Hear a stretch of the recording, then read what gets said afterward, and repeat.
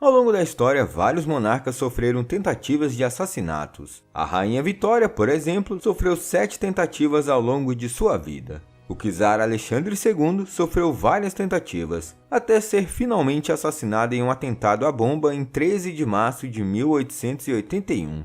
E no Brasil, será que teve algum atentado desse tipo? Por incrível que pareça, o Brasil também teve o seu atentado a um chefe de Estado. E a vítima foi o imperador Dom Pedro II. Esse é um fato que pouco mereceu atenção no todo da história do Brasil, esquecido ou tratado com indiferença nas obras biográficas. Um fato menor, desenlace ignorado pela imperícia do atirador, que não atingiu o imperador, seus acompanhantes e mesmo transeuntes. O fato aconteceu à noite, em via pública, na direção da entrada principal de um teatro no Rio de Janeiro. E nesse vídeo te contaremos os detalhes do dia que tentaram matar Dom Pedro II.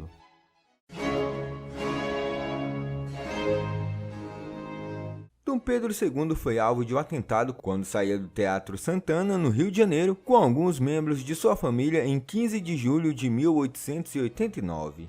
Foi o primeiro governante do Brasil a sofrer um atentado.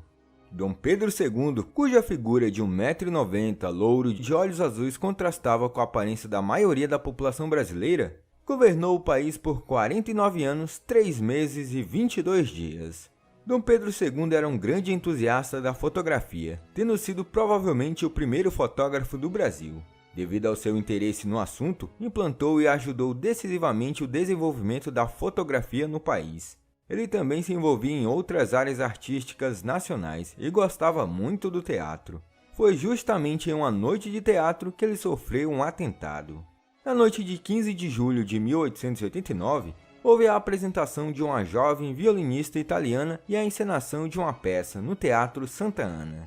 O imperador estava acompanhado da imperatriz Teresa Cristina e sua filha, a princesa Isabel, e do príncipe Pedro Augusto, seu neto mais velho, filho da princesa Leopoldina. O Teatro Santa Ana foi reinaugurado em 29 de outubro de 1880. Era, desde então, um dos palcos mais importantes do Rio de Janeiro. Ficava na Praça da Constituição, atual Praça Tiradentes. Voltando à noite do atentado, o Santana achava-se repleto, plateia e camarotes ocupados por pessoas de alta hierarquia. Foi apresentada a comédia Escola de Maridos, do célebre dramaturgo francês Molière, traduzida pelo jornalista e dramaturgo maranhense Arthur de Azevedo, que em um dos intervalos foi chamado ao camarote do imperador, que felicitou seu trabalho e manifestou o desejo de possuir uma cópia de sua excelente tradução. Arthur de Azevedo foi, anos depois, um dos fundadores da Academia Brasileira de Letras. Nos intervalos da peça, ocorreu a apresentação de uma violinista de apenas 11 anos de idade. Enfim, a noite no Teatro Santa Ana estava sendo um sucesso absoluto. O espetáculo correu na melhor ordem. A atitude do povo era pacífica e cortês. Porém, quando Dom Pedro II e seus familiares, ao fim do espetáculo, chegaram ao saguão do teatro, houve uma manifestação contra a família imperial. Alguém gritou: "Viva o Partido Republicano!" E logo esse grito foi abafado por gritos e aplausos de "Viva o Imperador!", "Viva a família imperial!" e "Viva a monarquia!". Seguida aquela confusão, Sua Majestade embarcou no seu coche e partiu do teatro. Porém, ao seguir pela rua, foi ouvida a detonação de um tiro. Ainda na madrugada do dia 16 de julho, o primeiro delegado de polícia, Bernardino Ferreira da Silva, começou as investigações. O primeiro detido logo liberado foi Germano Haslocker. Depois compareceu à delegacia Eduardo José de Freitas, informando que Antônio José Nogueira conhecia o autor dos disparos e que ele era Adriano Augusto do Vale. Assim, o delegado prendeu o acusado. Adriano Augusto do Vale tinha 20 ou 21 anos, era natural de Coimbra, filho de Adriano Francisco Augusto do Vale, e trabalhava desde maio como primeiro caixeiro. Há algum tempo, o rapaz discutia assuntos políticos, mostrando-se extremado em suas opiniões. Segundo alguns relatos, pouco antes do atentado, Adriano estava junto com outros rapazes bebendo. Adriano teria informado ter coragem de dar vivas à República diante do imperador. Depois disso, ele foi incentivado pelos colegas, atirou e fugiu. Tentou se esconder em diversos hotéis, mas todos estavam lotados. No Hotel Provençal, pediu que o caixeiro Antônio Gonçalves guardasse os 2 revólveres que possuía. Os republicanos imediatamente declararam-se contra o atentado. dissociando-se da ação criminosa. Os jornais, que eram comandados por republicanos, rapidamente soltaram editoriais que condenavam a ação do português e declaravam: revolucionários sim, assassinos nunca. O próprio Dom Pedro II, no dia seguinte, procurou minimizar publicamente a importância do ocorrido, descartando a possibilidade de Adriano fazer parte de uma trama para sua deposição. Não foi nada, foi um tiro de louco, teria exclamado o imperador na tentativa de encerrar o caso. Na ocasião, recebeu diversas visitas em sinal de desculpa pelo ocorrido.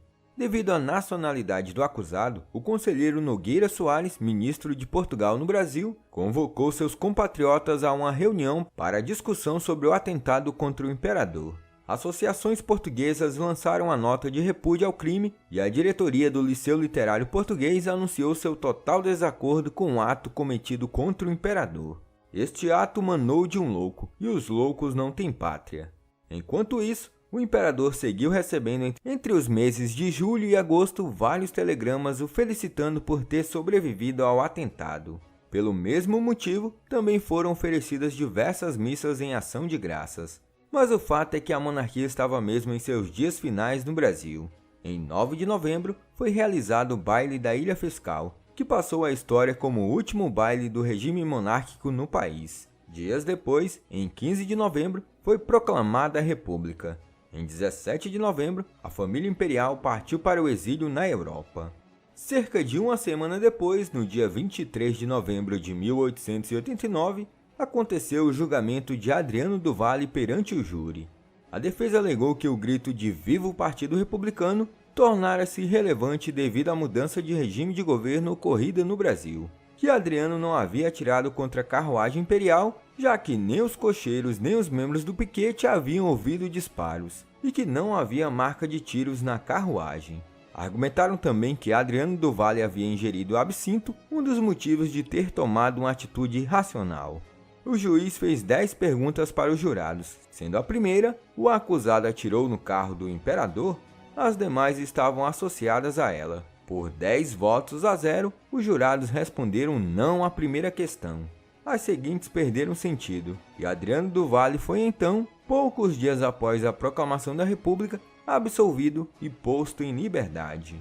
Dom Pedro II faleceu no exílio em Paris em 5 de dezembro de 1891. A causa da morte foi pneumonia aguda no pulmão esquerdo. Olá, eu sou o professor Danilo. Obrigado por assistir esse vídeo. Se você gostou, se inscreva no canal, deixe o like e compartilhe esse vídeo. Se você estiver pensando em ajudar o canal, você pode ajudar de 3 formas: tornando-se um membro, clicando no botão Seja um Membro aqui embaixo desse vídeo, apoiando na nossa campanha no Apoia-se, clicando no link do comentário fixado. No mais, é isso. Até mais!